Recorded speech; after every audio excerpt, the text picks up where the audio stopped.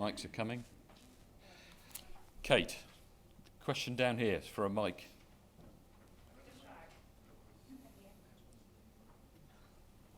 It's coming.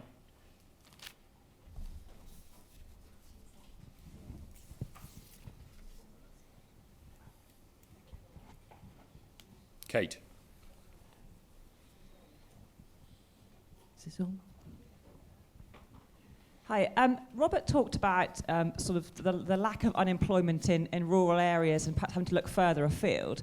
And following on from Karen's comment just now about finding people and making them good, if we're looking to recruit people into the industry that perhaps aren't currently from a farming background or even from a rural area, are we advertising for people in the right places? Let's have each one of you to answer that question.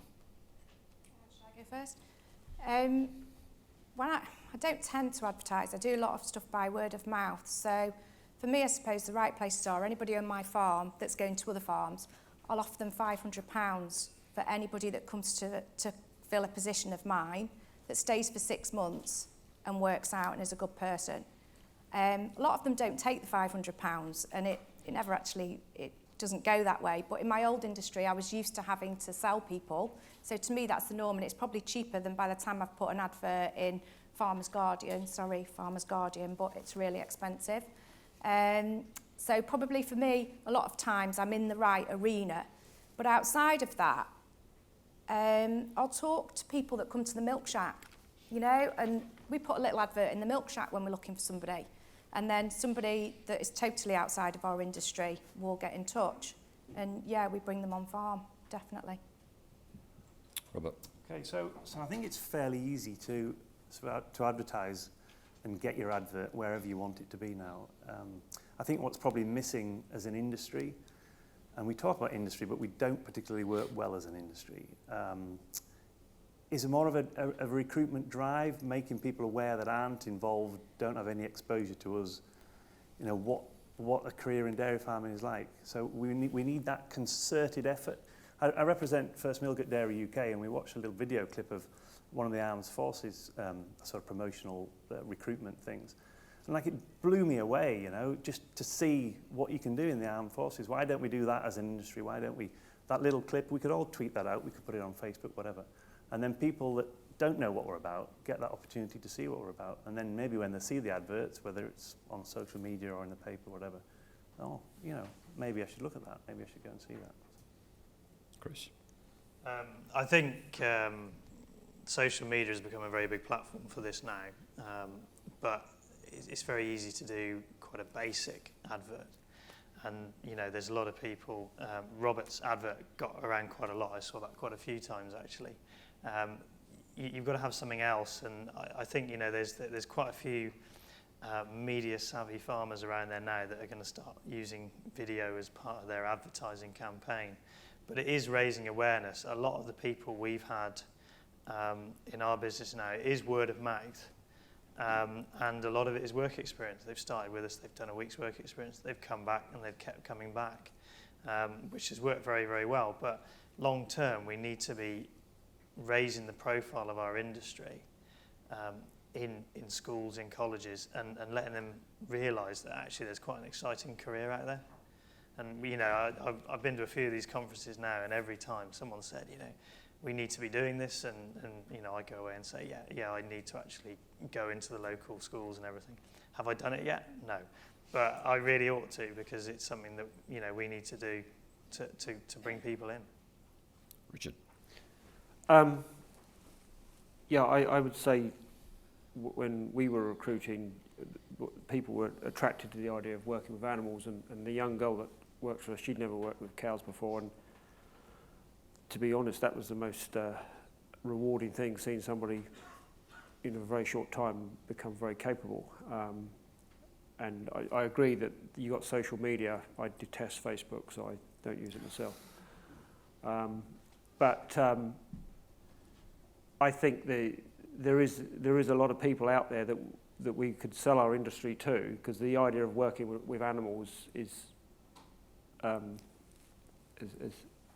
it was said earlier on, it's harder to work with people. Some people like the idea of working with animals and the lifestyle of the flexibility that we can offer little things that big businesses can't.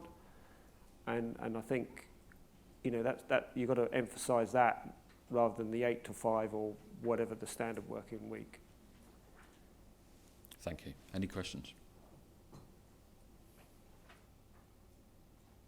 Okay, well, I'll kick off one.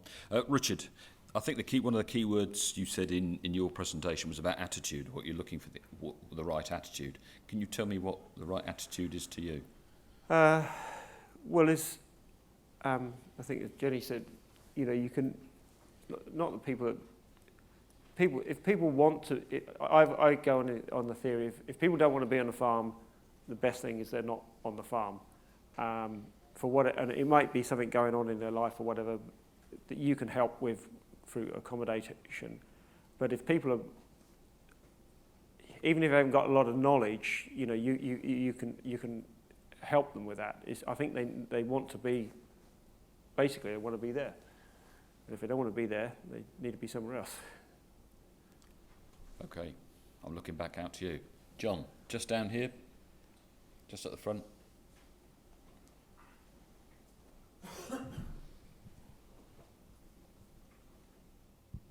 Thank you. It's brilliant to hear the acknowledgement of the problem that I think's existed for my whole career. And I always give the analogy of a conveyor belt effect with staff. We say, oh, we haven't got any staff. Well, there's nobody on the conveyor belt. And Chris said then exactly what I've said in the past, need to go into schools. But we've got a guy there from the RABDF. So we need to facilitate this and make it happen because too much talk goes on without any action. I haven't got the answers. Like Chris, I'm willing to help, but I think there certainly needs to be a bit of meeting of minds to sort this out because it's going to get worse next year with Brexit and the access to other labour. But that's still just waffle, isn't it? So what can be done? That's the question. Robert, do you want to come back? Yeah, no, absolutely agree. And it is a wider concerted industry effort really to pull together. Like we're almost overrepresented as an industry. There's so many different facets and organisations, and we need to pull them all together really and have a really clear strategy. You know, we're desperately short of people within the industry. There won't be many of you out there that couldn't do with more people. I reckon because as churn people go on and you attract ambitious people, they leave. So you've almost got to have a spare person on every unit most of the time. So you're virtually always recruiting, and that's bigger units, bigger teams. That's kind of what goes on.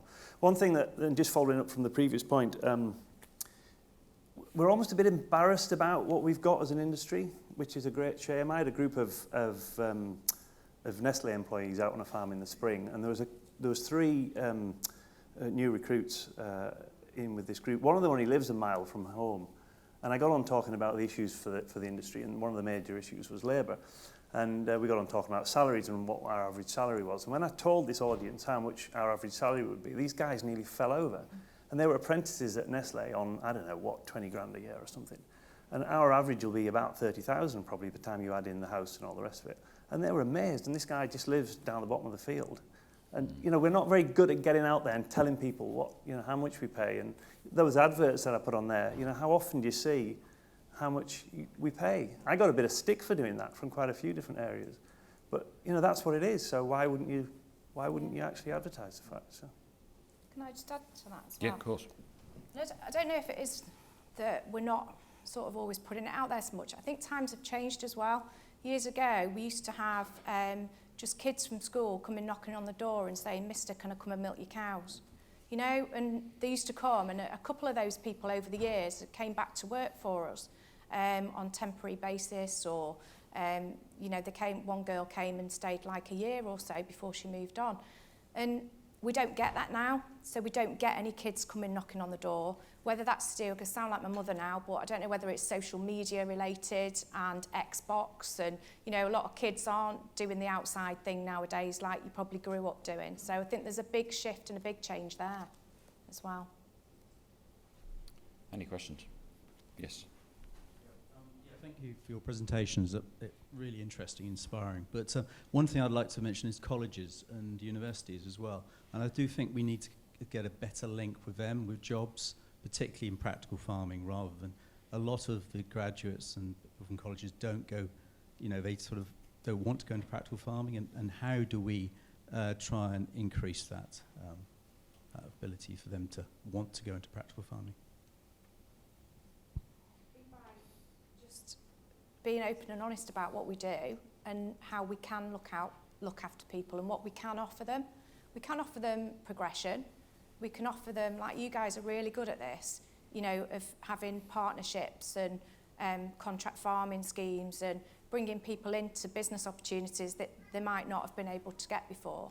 So, I mean, we need to make it clearer of those sort of things, that there is a career ladder, just like there is in any other big, large corporate business. There are career ladders there and opportunities. We just need to make sure people know that.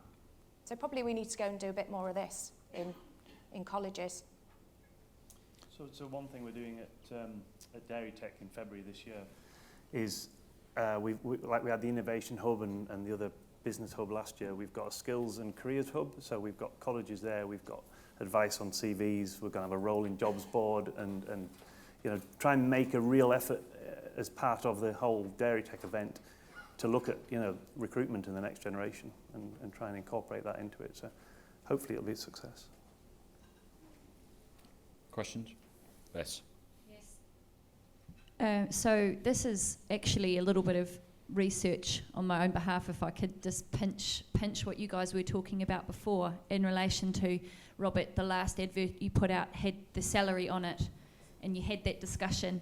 So I'm just really interested to find out actually from the crowd how many people have put out an advert that displayed a salary when they were recruiting staff for their farms. Can I just get a show of hands? Oh, there's one there. And how many of you would feel uncomfortable about doing so? Gosh, that's interesting. So why aren't we doing it? In my old industry, that is actually illegal. If there's certain criteria, if you put it in a job spec, I don't know if it's still the same. I've been out of the industry a long, 15 years now, but we used to have to put in a salary. I think it was something, if you put a title in the hours, you have to put a salary of what's required.